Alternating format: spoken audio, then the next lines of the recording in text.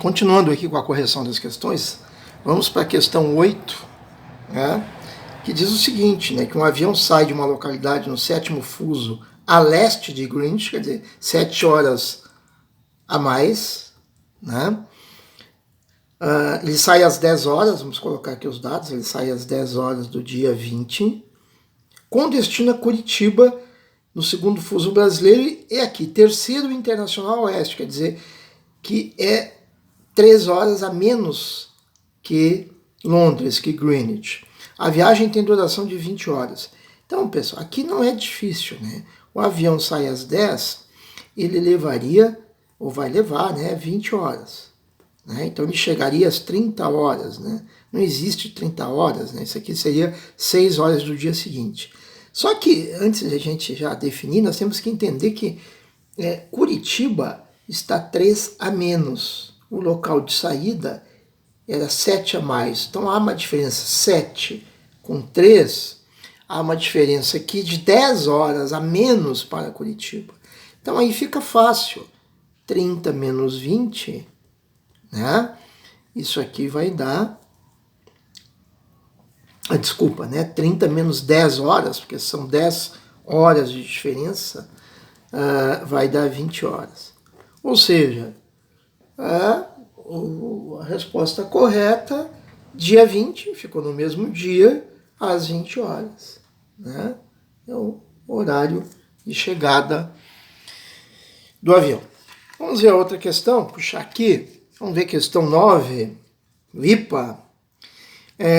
No período de verão é comum a implantação do horário de verão em determinados estados brasileiros. Aqui é uma questão mais antiga, fala de 99, todos os estados nordestinos também adotaram o horário de verão. Mas no Ceará houve, inclusive, um juiz que determinou a volta do horário normal. O juiz se baseou aqui, que um geógrafo, né, disse a ele que não haveria necessidade de alterar a hora em função da posição do estado, pois a economia de energia seria irrisória. Bom, isso é verdade. O que acontece, pessoal? No verão, os lugares mais próximos à linha do Equador, eles não alteram a duração do dia e da noite. Né? Também no inverno, todos os lugares próximos à linha do Equador permanecem durante o ano com aproximadamente 12 horas de luz e 12 horas sem luz. Quando a gente pega o estado do Ceará está aqui, né? Aqui está a linha do Equador. Os demais estados do Nordeste também não estão distantes da linha do Equador. Né? Então, quanto mais próximo à linha do Equador, que está aqui, menor a variação entre inverno e verão. E aí não se justifica muito usar o horário de verão, que ele tem como objetivo economizar energia nesses lugares mais distantes do Equador, como é o caso do sul do Brasil, onde no verão você tem um dia muito mais longo e no inverno um dia muito mais curto. O Rio Grande do Sul, nesse caso, seria o estado onde isso mais se justifica. Né? No inverno, próximo ao solstício de inverno, no Rio Grande do Sul, nós temos 14 horas de iluminação do sol. Né? Isso no verão. E no inverno, nós temos somente 10 horas. Então, há uma grande variação. Então, aqui sim se justifica. Assim como é o caso dos Estados Unidos, dos países europeus, dos países situados na região temperada, onde tem grande variação entre a duração do dia e da noite, entre inverno e verão. Bom, dito isso, vamos analisar as afirmativas. Devido à proximidade da linha do Equador, os dias e noites permanecem praticamente inalterados durante todo o ano. Sim, né? Há uma variação, mas é uma variação pequena. O governo proíbe a diferença horária entre os estados brasileiros? Não, né? Porque os fusos horários estão aí para provar o contrário, né? Nós temos 4 horários diferentes no Brasil. No estado do Ceará, o amanhecer sempre ocorre por volta das 6 horas e o ocaso, o pôr do sol, sim, né? É por volta. É a mesma coisa que diz a afirmativa 1. Então está correto. A diferença da duração de dias e noites durante o ano é consequência do movimento de rotação. Errado. Isso aqui é devido à translação, aliada àquela inclinação do eixo da Terra, né, pessoal? Que sempre temos que lembrar que é necessária a inclinação do eixo terrestre para que tenhamos, mesmo tendo a translação, essas variações. Então aqui temos a afirmativa 1 e a afirmativa 3. Portanto, letra B aqui na questão 9. Vamos à questão seguinte, que é a questão 10. Aqui bastante fácil, né? A opção que indica corretamente o número de fusos horários que o território brasileiro compreende e sua situação em relação ao horário do fuso de Londres, respectivamente, o Brasil tem 4 fusos atrasados, então, aqui. 11. Uma embarcação situada no Oceano Atlântico está 30 oeste em relação ao meridiano de Greenwich. Se está 30 oeste, essa embarcação aqui, ela está num ponto de menos 2 horas em relação a Londres. Para chegar ao ponto do Rio de Janeiro, ao porto do Rio de Janeiro, a embarcação deverá seguir na direção 12 graus sudoeste. Bom, ok, mas isso aqui é importante, né? Considerando que eram 14 horas em Greenwich quando a embarcação estava naquele meridiano. Em que meridiano? Quando ela estava nesse aqui. Bom, se era 14 em Londres, né? E aqui é 2 a menos, então no horário de saída desse lugar, 14 menos 2 aqui, 12 horas, né? O navio, a embarcação saiu às 12 horas desse ponto. E levou 8 horas para chegar ao Rio de Janeiro. Então, vamos somar aqui 8 horas. Que hora chegaria? 12 mais 8 chegaria às 20.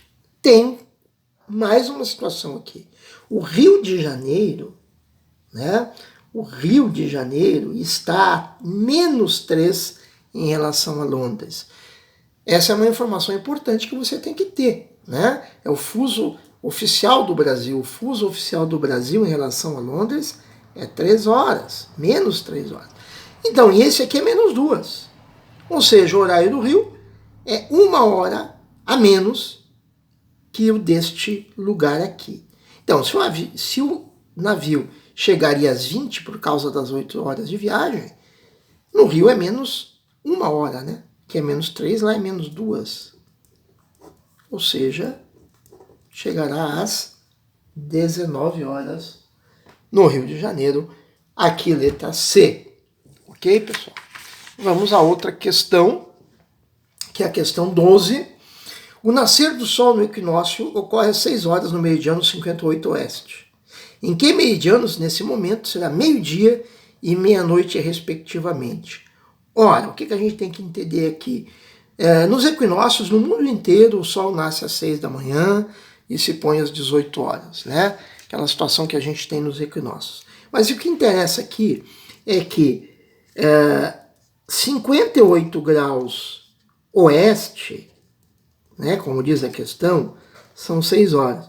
Ele está pedindo o seguinte: em que meridiano, em que longitude será meio-dia? Olha, 6 para 12 horas são 6 horas de diferença. 6 horas. Cada hora vale quantos graus? Cada hora vale 15 graus.